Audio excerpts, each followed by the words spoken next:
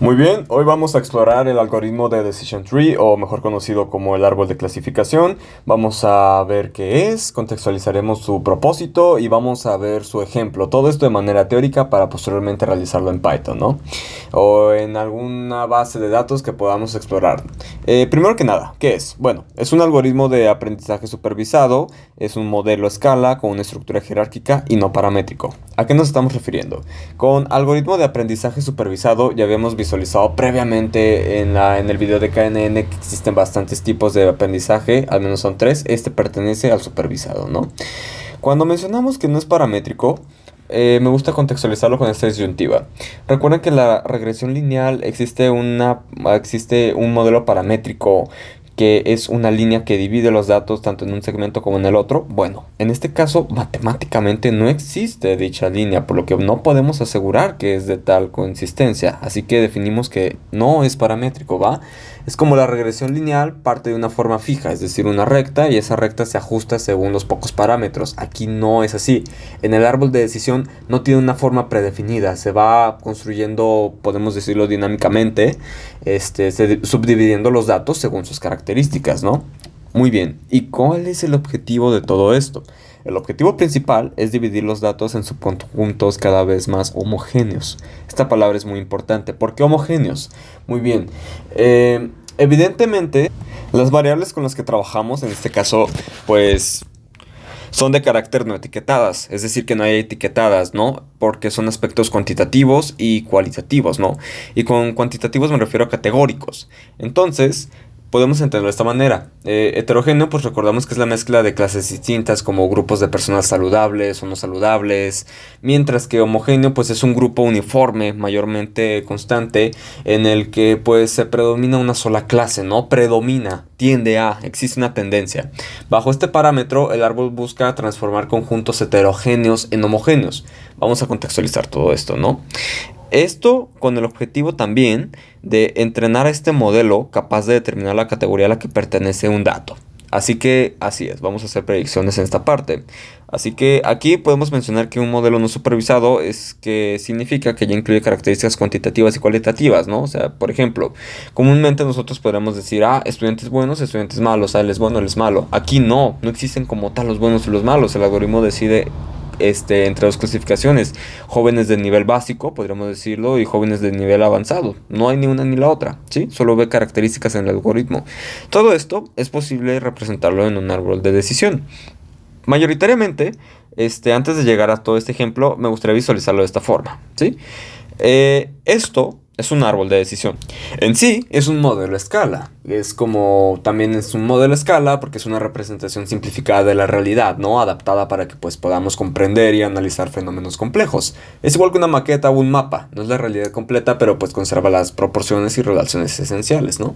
Aquí vamos a realizar el ejemplo de cómo identificar a una persona saludable o no saludable. Nuestra misión el día de hoy es repartir entre personas que son saludables y que no son saludables. Entonces, en un salón de clases, interpretamos cuáles serían los parámetros necesarios, por así decirlo, cuáles serían las condiciones para saber si es una persona saludable o no, y surgieron las siguientes. Las horas de ejercicio, como parte inicial. Ok, si hace más de 5 horas de ejercicio a la semana, podemos decir que es saludable y que no es saludable. Ok, entonces vamos a dejarlo de esta forma. Aquí podemos identificar que si haces más de 5 horas de ejercicio, eres saludable. Si no lo haces, no lo eres. ¿Qué está pasando aquí entonces con estos tres? Bueno, en este grupo podemos interpretar que 3 personas son saludables aunque hacen menos de 5 horas de ejercicio, ¿no? Cumplen otras condiciones que las clasifican como saludables, mientras que 15 personas definitivamente no son saludables, ¿sí? Esto va a pasar demasiado, es muy común que suceda cuando trabajemos con los datos, así que hay que estar preparado bajo esta existencia. Ahora vamos a trabajar con los que sí son saludables, tenemos que seguirlos filtrando de alguna u otra manera, ¿no? Muy bien, ¿qué pasa con estos que sí cumplen esta condición? Vamos a poner otra condición. ¿Cuál va a ser? Pues se tratará de comer sano. Si haces al menos 18 o más comidas saludables a la semana, serás una persona pues evidentemente saludable. Si no lo haces, pues adiós. ¿Qué está pasando aquí? Que si están cumpliendo la condición estas personas. 15 personas de aquí son saludables y 3 no lo son. Aunque cumplieron esta primera condición, la verdad es que no hacen esas comidas, así que definitivamente no son saludables. Ellos ya los definimos como que sí son. ¿Qué pasa con lo siguiente? Ok, con estas personas que no lo hacían, vamos a interpretar lo siguiente. Evidentemente aquí hay personas que pues no lo hacen, sin embargo podemos identificar una tendencia y es que 10 de ellas sí lo hacen, o sea, pues son saludables y otras 4 no lo hacen. ¿Por qué? Porque no se dedicaron a comer sano. Entonces bajo este parámetro vamos a volver a realizar otro nudo de clasificación, otro nodo. La variable ahora va a ser tomar agua, ¿no? Si tomas más de 2 litros de agua al día, vas a ser una persona saludable y si no, pues evidentemente será lo contrario. Entonces en esta clasificación tenemos que, ok, aquí 10 personas sí cumplen con esta condición y no hay otros que no lo hagan. Mientras que aquí es todo lo contrario. Ok, ¿qué está pasando aquí? Aquí podemos definir que evidentemente es un nodo o un grupo totalmente homogéneo. ¿Por qué? Porque todos son saludables o todos no son saludables. Aquí, bien, todos son saludables. Acá, no lo son. Entonces, vamos a hablar acerca de la clasificación o cuál es el nombre que toman estas variables, ¿no? Primero que nada, existe el nodo inicial. El nodo inicial es donde parte todo, como su propio nombre indica. Posteriormente se ramifica y su nombre es similar. Tiene ramas, ¿no? Las posee de esta forma. Aquí, estas condiciones las vamos a tomar como nodo clasificatorio porque va filtrando de alguna u otra manera y el resultado final o el resultado homogéneo, por llamar de alguna manera, lo vamos a definir como la hoja, que es el punto final de un árbol de clasificación. Y a todo esto, todas estas condiciones y clasificaciones que hemos puesto de estos nodos, vamos a contarlas. Tenemos 1, 2, 3 y definiremos que el nivel de profundidad equivale a 3. ¿Por qué? Porque utilizamos 3 nodos clasificatorios para llegar a nuestro primer grupo homogéneo, ¿no? Que es nuestra hoja. Ahora vamos a analizar esto. Muy bien, aquí la idea es mencionar el ejemplo de la clasificación, porque es el objetivo con el que va a actuar este algoritmo. Por fines educativos estamos comparando manzanas y peras, como podemos indicar aquí tanto en X0 como en X1, ¿no? El eje horizontal pertenece a las peras y el eje vertical a las manzanas. En total tendremos 20 datos, ¿no? A estas las vamos a tratar como si se tratara, las vamos a mencionar como características, ¿no? La idea es encontrar una forma de separar las manzanas que de las peras, o sea, calcular algunas fronteras de decisión que permitan clasificar dichos grupos de una manera homogénea, ¿no? Que sea lo más homogénea posible. Entonces, podemos decir que interactivamente se van a ir generando grupos en los que evidentemente vamos a ir clasificando y cada vez serán más homogéneos y homogéneos hasta que terminen de clasificarse. De tal forma, primero se establece una condición y si los datos cumplen dicha condición, veremos si se cumple o no. Luego, se repite el procedimiento anterior una y otra vez hasta llegar a agrupaciones que son homogéneamente posibles, ¿no? En este caso, a una sola característica, como habíamos mencionado previamente. Como ya habíamos mencionado, el punto de partida de un árbol se le conoce como la raíz o podemos mencionarlo como el nodo inicial. Por ejemplo, aquí tenemos estas condiciones que vamos a tratarlas como los nodos iniciales, ¿no? Si x0 es menor o igual a 6 y luego de ahí vamos a tener los nodos que ya habíamos mencionado que van a ser los clasificatorios, ¿no? De que sí o no o qué va a pasar. Vamos a mencionar x0 es menor o igual a 6. Bueno, pues identificamos aquí nuestro x0 menor o igual a 6 y trazamos una línea que pues aquí está, ¿no? Y ya tenemos aquí las que son mayores y las que no son. Muy bien. ¿Cuáles sí son? Ah, pues mira, las que sí cumplen con esta condición, pues ¿qué crees? Son 4 rojas. Ah, pues aquí lo vamos a poner, 4 rojas y ni una sola verde. ¿Qué podríamos decir o inferir de este suceso? Podríamos contextualizar que se trata de un grupo homogéneo, ¿sí?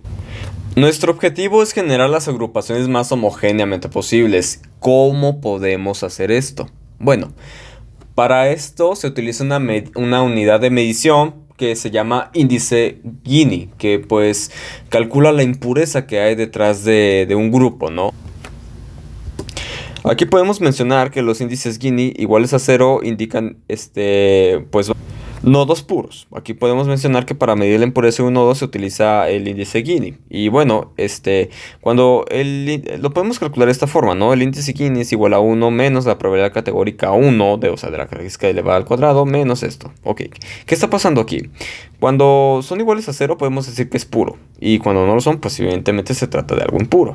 Esta tiene la característica de que cuando es puro ya pertenece a una sola categoría. Mientras que si no lo es así, pues evidentemente pertenece a varias o a múltiples.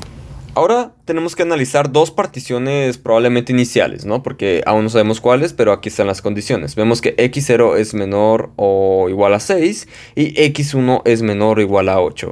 x0 menor o igual a 6, vamos a trazarla de esta forma. Ubicamos nuestro eje y posteriormente trazamos nuestra línea. Bien, ¿qué está sucediendo aquí? Como habíamos dicho previamente, tenemos que pues, ok, ¿quiénes sí la cumplen? Ah, pues esto, ¿qué está pasando? Ah, existen cuatro puntitos rojos, vamos a llamar así a estas características, ¿no? Porque es desde la perspectiva del Machine Learning. Existen 4 puntos rojos y no hay ni uno solo verde. Todo esto es bajo la partición de este umbral, ¿no? Sobre todo este segmento. Mientras que para la parte derecha que no cumple esta condición, veremos que tendrá un total de 6 puntos rojos y 10 puntos verdes, que son quienes no cumplen la condición, que es absolutamente todo esto. Esto corresponde a un nodo izquierdo totalmente puro, ¿sí? Aquí podemos decir que pues el índice Gini sería equivalente a 0. Muy bien, ¿y de cuánto sería el índice Gini del lado derecho? Es decir, de todo esto que hemos explorado. Muy bien, pues para esto, como habíamos mencionado previamente, calculamos el índice que es equivalente a 1 menos la probabilidad categórica de 1 elevado al cuadrado por exactamente lo mismo, pero de la segunda condición. ¿Qué está pasando aquí? El procedimiento sería el siguiente. Como no lo está cumpliendo, pues evidentemente tomamos esta fórmula y trasladamos con el total de datos. Si te fijas aquí, nuestro total de datos que no cumple con esta condición son 16, por lo que nuestra división será con un total de 16. Posteriormente tomamos nuestras características de color rojo, que son un total de 6, que las vamos a dividir entre 16, que es el total, y las elevamos al cuadrado. Mismo caso con las verdes, y tenemos que nuestro resultado es 0.469. Esta sería la pureza, o mejor dicho, la impureza en este índice Gini de nuestro lado derecho. Muy bien, ahora vamos a ver la segunda condición. La segunda condición menciona que x1 es menor o igual a 8. Trazamos y partimos la línea. Y ahora veremos quién sí cumple la condición. Veremos que aquí existen dos características rojas que sí están cumpliendo dicha condición. Entonces podemos relacionar de esta manera. ¿Quién sí lo está haciendo? Disculpa, ¿quién no lo está haciendo? Aquí vemos que quien no lo está haciendo serán 2 puntos rojos. Ok, entonces pues vamos a poner que este es totalmente puro, porque pues de entrada ya no tienes alguna otra característica que diga lo contrario. Entonces podemos definirlo como puro. ¿Y qué está pasando? ¿Quiénes sí la cumplen? Pues bueno, un total de estos caracteres sí la están cumpliendo. ¿Quiénes son? Todos ellos sí la están cumpliendo. Aquí voy a invertir las características. Bien, de esta forma ya tenemos la nueva característica a cumplir. Y bien, ¿qué está pasando? Repetiremos exactamente el mismo proceso. Vamos a calcular la pureza de dicha sección, ¿no? En este caso, con la misma fórmula que hemos aplicado, aquí tendremos que nuestra pureza será un total de 0.494, ¿sí? Ahora, ¿cuál será la mejor partición? Muy bien. ¿Por qué lado debería empezar? Quizás por este o por cuál. Ok, para todo esto, podemos definir la mejor partición. Será la ponderación en promedio más pequeña. ¿Y cómo vamos a calcular esto? Primero será la suma de ambos nodos que hemos calculado. Por ejemplo, bajo la condición de x menor o igual a 6, calculamos que nuestro 0 más el resultado de nuestros características que no cumplen la condición, que es punto 375, haremos punto 469. Tomamos la siguiente referencia. Nuestra impureza ponderada en promedio se calcula como el índice Gini, que será multiplicado por la suma en este caso de nuestras características encontradas, y será dividida por el total del conjunto de datos que hemos explorado. Mismo caso que con por ejemplo, aquí nuestro índice Gini fue de 0 y estará multiplicando a los 4 datos de características rojas que encontró, más o la suma del otro conjunto, que en este caso pues no hubo, y será dividida por el total de datos. En este caso es 0. Sin embargo, con quienes no cumplen la condición, será que nuestro índice Gini, que fue un total de 0.469, estará multiplicado a los 6 datos de característica roja que encontró, más la adición de los 10 de característica verde, y será dividido entre 20. ¿Por qué 20? Porque es el total de todos mis datos que existen en esta gráfica. Una vez realizada esta operación, tendremos que sumar ambos resultados, de tal forma que obtenemos ese resultado. Y si repetimos el procedimiento exactamente igual, bueno, a la otra parte de la operación que habíamos calculado, pues tendremos que aquí está nuestro índice Gini, que está multiplicando nuestro conjunto de datos según sus características y dividido por el total. Tendremos que evidentemente habrá un resultado que es mayor que el que habíamos presentado previamente. Entonces, ¿con qué segmento deberíamos analizar o con qué segmento deberíamos de trabajar inicialmente? Pues evidentemente con el menor. En este caso es el primero que cumple la siguiente condición. Tenemos ahora el criterio para definir cuál de las dos particiones es mejor. Simplemente tomamos la más pequeña. Esto indica un menor nivel de impureza y evidentemente una mayor precisión en lo que va a respectar a la clasificación. Con esto yo pienso que ya tenemos la base para la clasificación de los árboles CART, que es con la que vamos a comprender el modelo, que como mencionamos es escala, que pues eso quiere mencionar que estamos tomando un fenómeno pues grande, vaya, y lo estamos explicando gráficamente de una manera pequeña.